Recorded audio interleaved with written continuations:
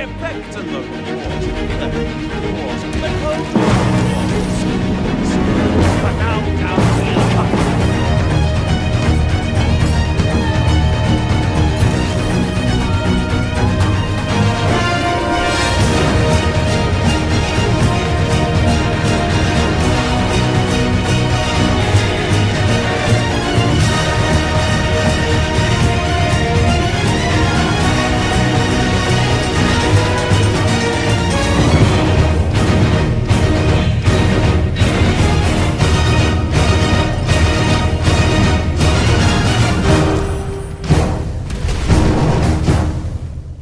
Ladies, gentlemen, and adventurers of all ages, how would you like to become the messenger of polychromatic death? Zooming around the battlefield at speeds that I seriously cannot understate. I mean, on an average turn, this build can reach 240 meters of movement. A turn in Dungeons & Dragons is supposed to last for 6 seconds of real time, so you're essentially moving 40 meters per second, or 144 kilometers per hour, which is, you know, about twice the speed limit of a car on a highway, or freeway, or whatever you want to call them. We then take advantage of that in a way that deals damage every time we move, so the real world equivalent of this build would essentially be like if there was a Honda Civic driving at its absolute top speed, but if it was in the shape of a man, taking ridiculous corners at max speed and exploding every time it moved. Take that in for a moment. I mean, really let that sink in, because that is an insane picture. So imagine how your enemies will feel when you crush them using this. And the thing is, as silly as it sounds, as ridiculous as it is to use, because let me tell you, the actual functionality of this is the silliest thing I've ever messed with in Baldur's Gate 3,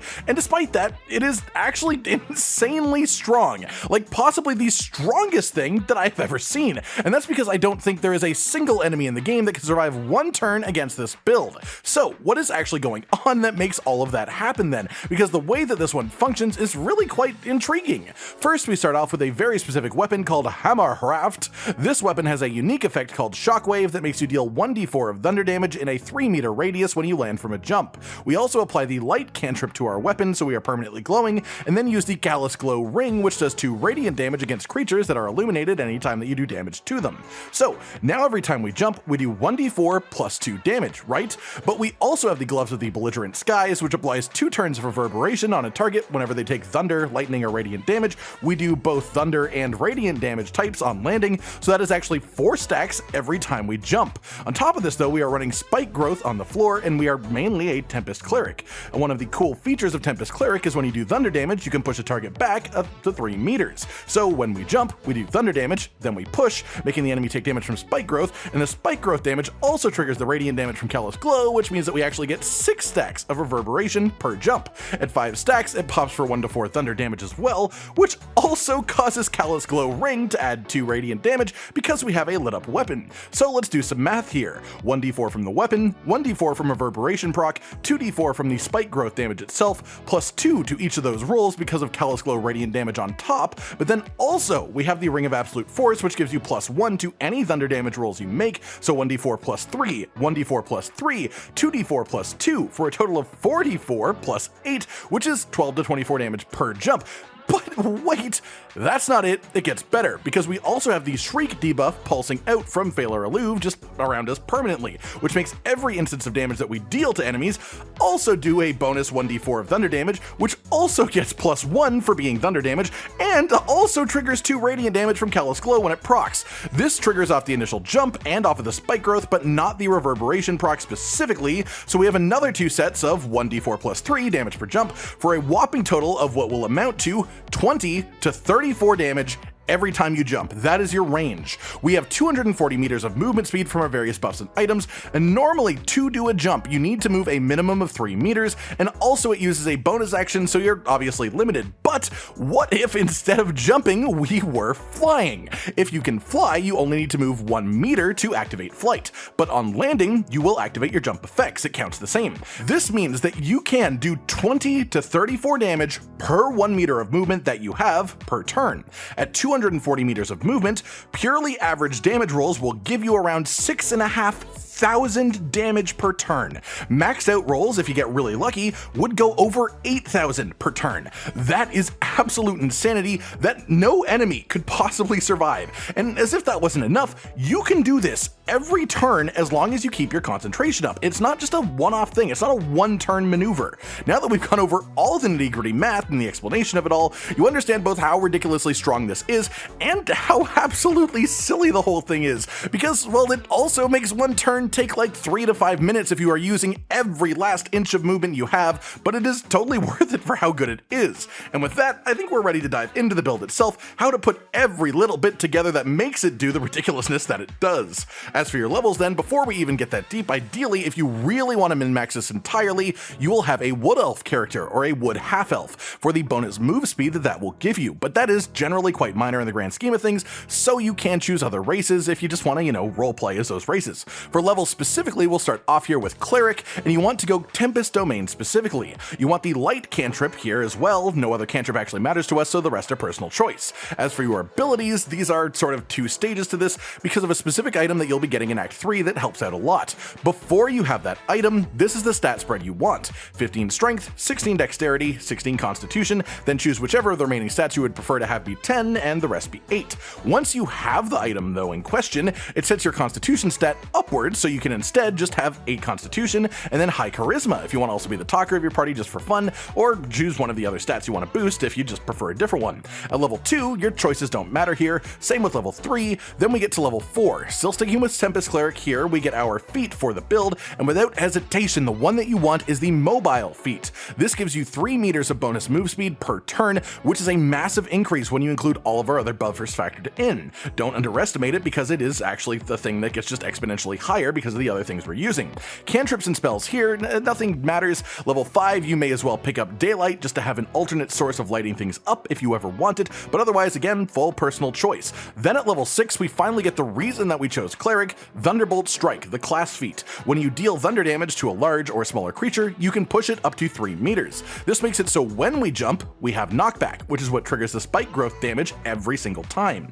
With that, we're done with our Cleric levels, so we're going to multiclass into Druid. Cantrips are a personal choice. For your spell, you absolutely want to go with Longstrider. For a level 1 spell slot, you can cast this to increase your movement speed by another 3 meters, and it lasts until long rest, so absolutely you want to get this. Level 2 Druid, we pick up our subclass. You want to go with Circle of the Land. Cantrips and spells, a personal choice here. Then we have level 3 Druid, and here you can either take Spike Growth as one of your prepared spells, or choose the Arctic Circle of the Land bonus, which has Spike Growth become a permanently prepared spell for you. Either way works, we just want Spike Growth. After that, we are now going to multiclass again, this time into Rogue. No choices matter at level 1, no choices at level 2, and at level 3 we get our subclass, which is going to be Thief, simply because it gives us an extra bonus action which we will get a lot of use out of.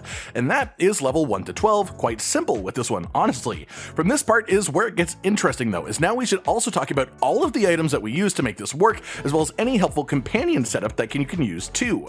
One big thing you probably want from a companion is Haste. This is a source of doubling your movement speed and also giving you another action while active, which helps us reach that beautiful 240 per turn. The other is Grant Flight. You can, quite easily, through Illithid powers, unlock the ability to just fly whenever you want as a character, but if you don't want to be using Illithid powers for whatever reason, you can get Grant Flight on one of your companions and just make them cast it on you, at least until you defeat Raphael in the House of Hope, because he drops a chess piece that will let you give yourself flight once per long rest without concentration, which is perfect. Then we have the rest of all of our items, and there are quite a lot to make this absolutely perfect. First, you absolutely need hamarhraft. To get this, simply liberate it from a locked chest in Joaquin's Rest, the inn in Act 1. Then you also want Phalar Alluve so that you can do the Shriek shenanigans. This is also in Act 1, specifically in this exact spot in the Underdark. If you go there and interact with the sword, you will find it in a rock, and you have to pass a check and then you'll get the weapon. Third is the Ring of Absolute Force. This claims it will only work if you have the Absolute's brand, but it does work either way, don't worry about that.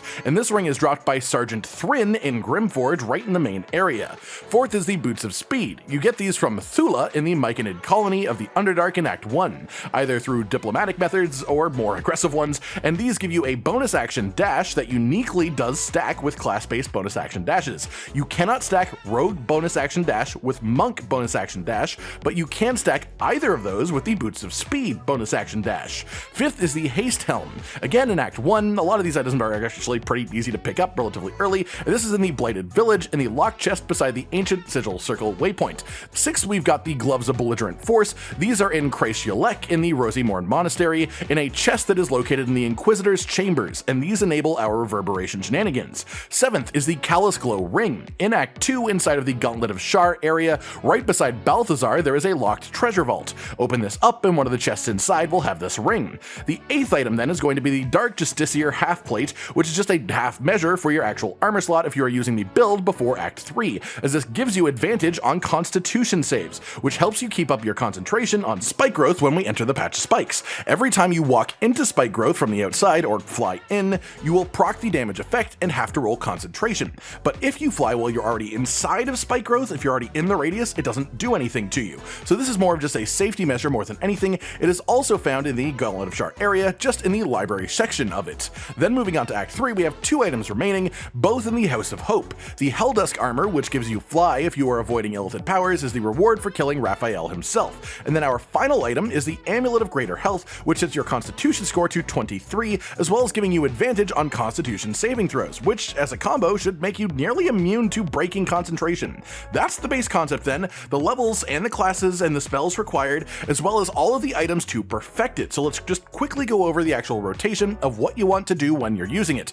Always have Long Strider applied to yourself no matter what, there's no reason not to. Same goes with applying the Light cantrip to your weapon so that we can always have Callous Glow bonus damage. Before combat begins, you want to have a companion apply haste to you. Also, flight if you don't have it from one of our other 2 sources. With Phalar Eluve equipped, cast Melody Shriek to put the debuff aura on you. Then unequip the weapon and put on Hamarhraft. Shriek will actually continue for its duration, even from your inventory, which is really cool. Cast Spike Growth on the main enemy target or the area where they will spawn, and that will also begin the fight if they're there. Once it's your turn, you want to use all of your actions and bonus actions on extra movement speed options. Cunning Action Dash for bonus action 1, click Heals from the speed boots for bonus action 2, then proper action dash to double that up once more. If you immediately dash again with your second action, it sort of breaks, but once you are further into the turn, once you've spent some of your movement speed, you can use your second action on another dash as well to give you even more movement. Once that is all set up, then literally all you're going to do from here is use fly and land beside the person you want to hurt. They will get pushed back a little bit, but as long as they are in a semi-central position in the spike growth, they should just bounce around in the middle without many issues. Fly back and forth, being careful to do as little gaps as you can, 1 meter minute movements at a time. And while it may take you a solid 3 to 5 minutes just to get one full turn in, within that turn, you can do upwards of 6,500 damage on average, not even the maximum, and that's to a single target. Not to mention if enemies are bunched up at all, that you can hit multiple every time because this pulses in 3 meter radius around you when you land. So it actually has a much higher potential even than that. It's just difficult to properly quantify how crazy this actually can get.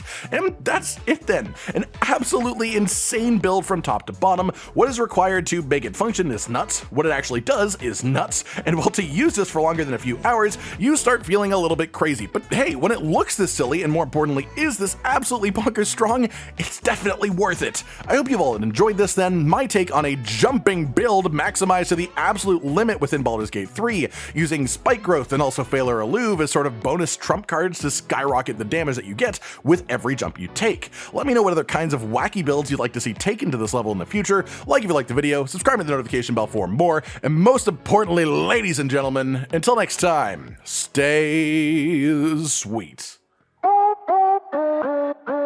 Josh, Cotton, and Hollow with the videos, dropping the humor like a hammer on your tippy toes, bringing entertainment on a daily arrangement to take our insanity and turn it into entertainment. Yes, I said entertainment twice, to reiterate that it is nice to look into your faces on a mostly daily basis when you let us in your homes to make the whole world a stage.